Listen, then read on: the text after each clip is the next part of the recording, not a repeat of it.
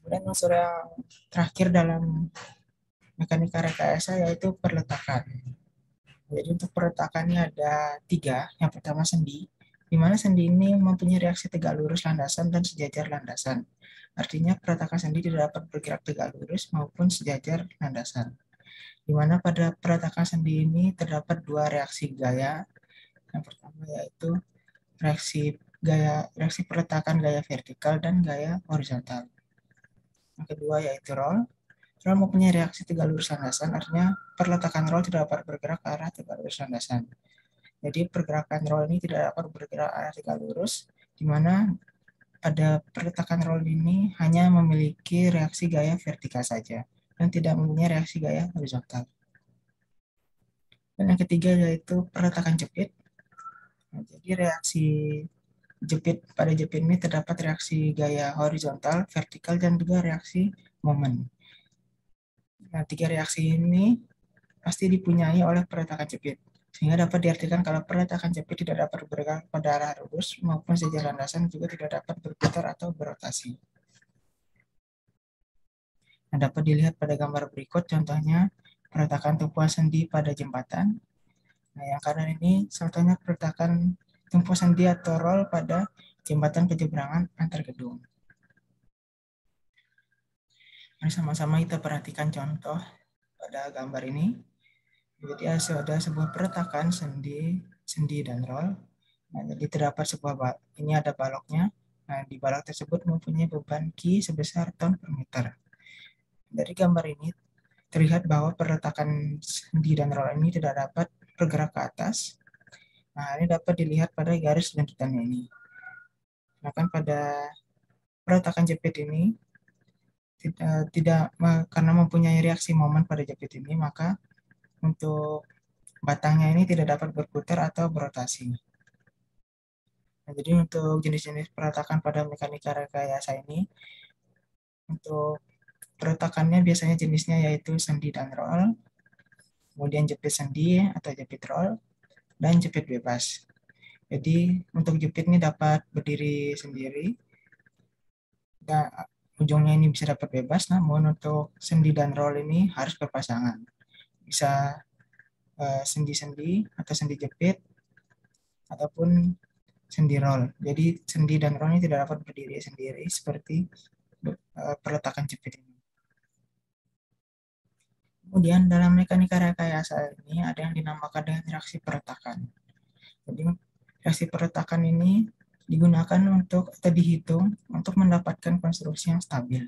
Maka dibutuhkan persamaan kesetimbangan. Jadi persamaan kesetimbangan pada reaksi perletakan ini ada tiga, yaitu sigma H atau sigma beban horizontalnya harus sama dengan 0 agar konstruksi tidak dapat bergerak ke arah horizontal. Yang kedua itu sigma M atau sigma momen harus sama dengan 0 agar konstruksi tidak dapat berputar atau berguling. Kemudian sigma V-nya atau beban vertikalnya harus sama dengan 0 agar konstruksi tidak dapat bergerak ke arah vertikal. Nah, tiga reaksi ini itu terdapat pada perletakannya itu. Jadi tiga nilai ini terdapat pada sendi, roll, maupun jepit. Jadi dengan memakai tiga persamaan di atas, maka reaksi perletakan pada konstruksi status tertentu dapat dicari. Mari sama-sama kita perhatikan contoh yang ditampilkan pada slide. Nah, jadi misalkan terdapat sebuah balok A, B, C, D, di mana pada titik A terdapat perletakan sendi dan titik C terdapat perletakan roll. Nah, di titik B ini terdapat beban tekan. Nah, misalnya untuk jika beban panahnya mengarah ke batang, maka dapat dianggap beban tekan. Nah, jika panahnya mengarah keluar dari batang, nah itu dapat dianggap sebagai beban tarik. Nah, jadi karena ini panahnya menuju ke batang, maka dapat dianggap beban tekan sebesar 5 ton. Kemudian jika sudah ditentukan sebelumnya tangannya sebesar 3/4, nah jadi dijabarkan sehingga terdapat dua beban pada titik B ini. Jadi ada beban vertikal tekan sebesar 3 ton dan ada beban horizontal sebesar 4 ton. Nah, jika beban horizontal ini menjauh atau keluar dari batang atau balok, nah dapat dianggap sebagai beban beban tarik. Namun jika arah panahnya ini menuju ke batang atau balok atau mendekati balok, maka dapat dianggap sebagai beban tekan. Kemudian di titik D ini ada terdapat dua beban, ada beban vertikal tekan sebesar 4 ton dan beban horizontal tarik sebesar 6 ton.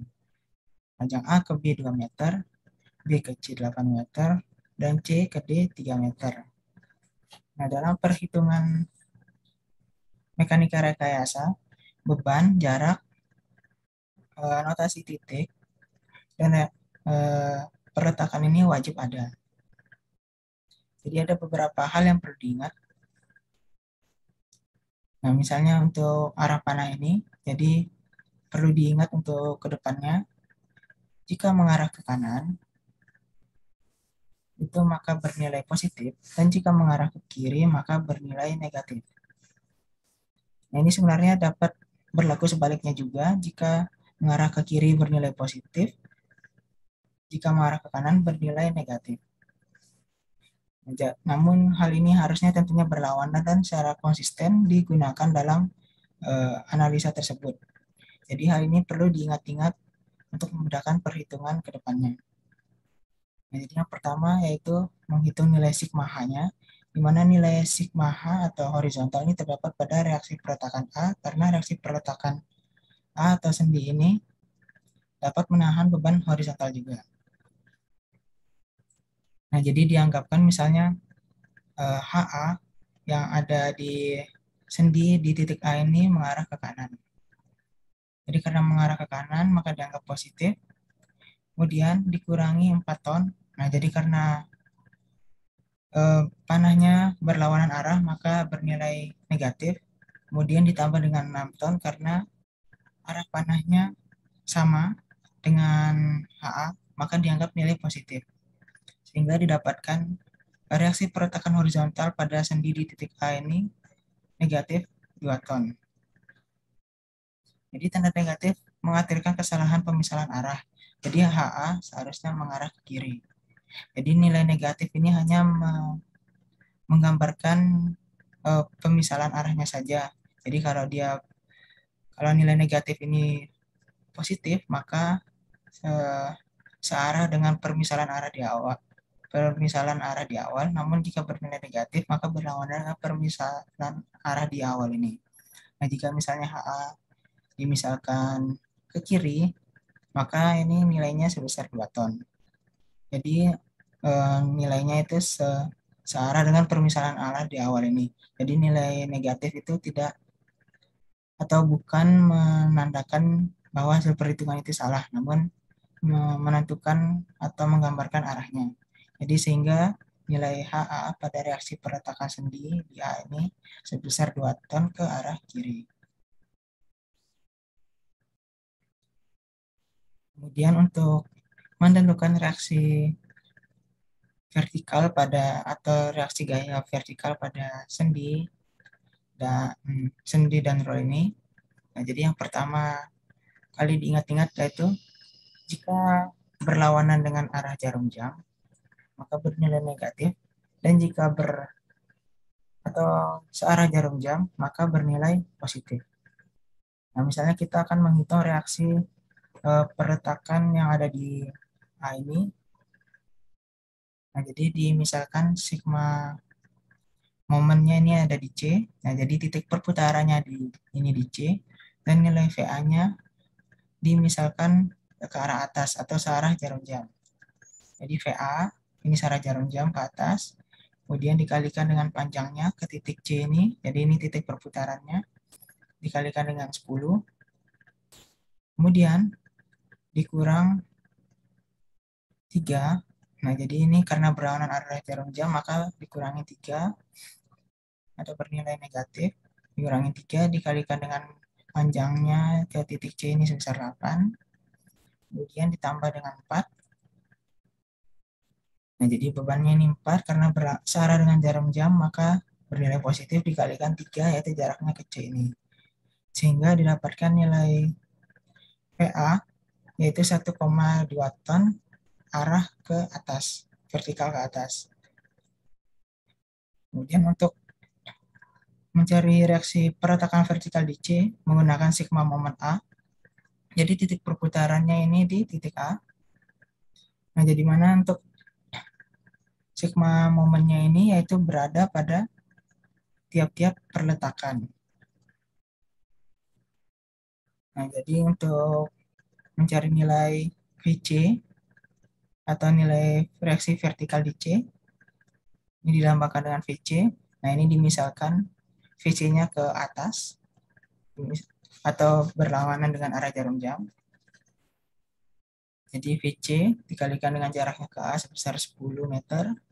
Kemudian 3, karena ini searah jarum jam, maka 3 dikalikan 2 meter. Kemudian untuk di titik D ini searah juga dengan jarum jam, maka 4 dikalikan sebesar 3 dikalikan panjangnya, yaitu sebesar 13 meter. Nah, nanti sehingga didapatkan VC-nya sebesar 5,8 ton arah vertikal ke atas. Nah, jadi jika sudah didapatkan nilai reaksi perletakannya pada sendi A, sendi di titik A, dan kalau di titik C ini, maka perlu dilakukan kontrol apakah perhitungan tersebut sudah benar. Di mana untuk kontrolnya yaitu sigma V-nya ini harus bernilai sama dengan 0.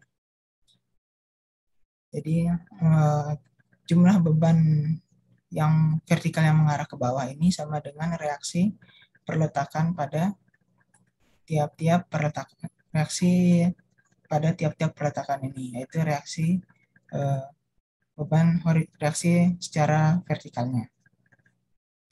Nah, jadi karena vertikalnya ke atas, maka A-nya nilai A ditambah dengan nilai VA ditambah dengan nilai VC dikurangi dengan beban-bebannya yang mengarah ke bawah, itu dikurangi beban pada titik B dan dikurangi beban pada titik D. Nah, sehingga didapatkan nilainya sama dengan 0. Nah, jika nilai kontrolnya atas sigma V-nya ini sama dengan 0, maka reaksi perletakannya dianggap sudah oke atau sudah benar. Nah, cukup sekian untuk pertemuan pertama dalam mekanika rekayasa statis tertentu ini. Jika terdapat hal yang belum jelas atau yang ingin ditanyakan, dapat langsung ditanyakan di grup WhatsApp kelas. Terima kasih. Assalamualaikum warahmatullahi wabarakatuh.